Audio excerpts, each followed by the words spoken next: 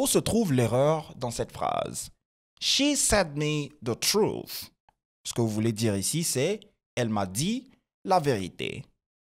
Mais vous utilisez mal le verbe say. Alors, quelle est la différence entre to say, to tell, to speak et to talk? Dans un premier temps, you say something to somebody. Vous dites quelque chose à quelqu'un. Donc la traduction de say sera dire, même si leurs traductions peuvent parfois changer, varier en fonction du contexte. Do you say something? Tout simplement, yes, you do.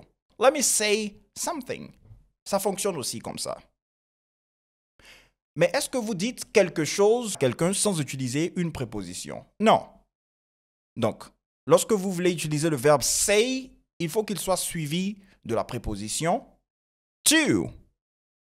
Par exemple, she said it to me. Elle me l'a dit. Ensuite, le verbe tell. La traduction littérale du verbe tell sera raconter. Donc, on dira par exemple raconter une histoire. When you tell something, you are given a lot of information. Vous parlez de plusieurs choses. Donc, c'est l'idée de raconter, n'est-ce pas? To tell a tale, for instance. Donc, quelle est la structure dans laquelle vous allez utiliser tell? You tell somebody something.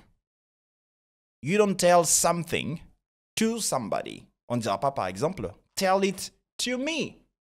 Donc, dans ce cas spécifique, on va retirer la préposition entre tell et l'objet. On dira tell me. La question classique en entretien d'embauche. Tell me about yourself. Parle-moi de toi. Ensuite, le verbe talk. You talk to somebody. Vous parlez à quelqu'un. La structure sera talk to somebody. Mais aussi, vous pouvez dire talk. Let me talk. Donc, parler. C'est ça la traduction du verbe talk. I am talking right now. And I am also talking to you. On peut spécifier. À qui est-ce que vous parlez? Mais est-ce que vous pouvez parler quelqu'un directement? Vous voyez que même en français, ce n'est pas correct. Il faut qu'on utilise une préposition. So you don't talk someone. Même si oui, en anglais américain par exemple, on a des structures assez informelles qui ont leur sens en fonction du contexte dans lequel vous vous trouvez. Mais grammaticalement parlant, elles ne sont pas correctes. Par exemple, you can talk the fear out of someone in informal American English. That's perfect. It refers to the fact of motivating someone to overcome the fear. If you motivate them to overcome their fear through your words, then you're talking the fear out of them. Donc, on a ce genre de structure informelle que vous pouvez souvent entendre et il est important pour vous de le connaître. Mais, en principe, vous utilisez talk avec to. Et il ne faut pas confondre les formes du passé de ces verbes. To talk est un verbe régulier. Talked, talked.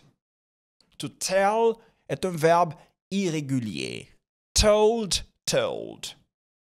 To say est un verbe irrégulier. Said, said. You can't use these past forms interchangeably. On ne dira pas par exemple, he told to me.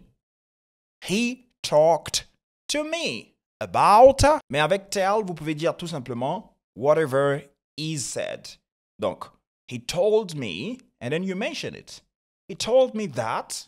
He told me to come. He asked me to come is a better structure in this particular case. Et ensuite, on a le verbe speak, qui signifie tout simplement parler. I am speaking. Do you speak to somebody? Yes, on peut utiliser souvent cette structure en anglais. Speak to me. It works, mais ce n'est pas l'idéal. Talk to me is more interesting. À moins que vous ne soyez dans un contexte assez formel, en business English, par exemple. He spoke to me about the new project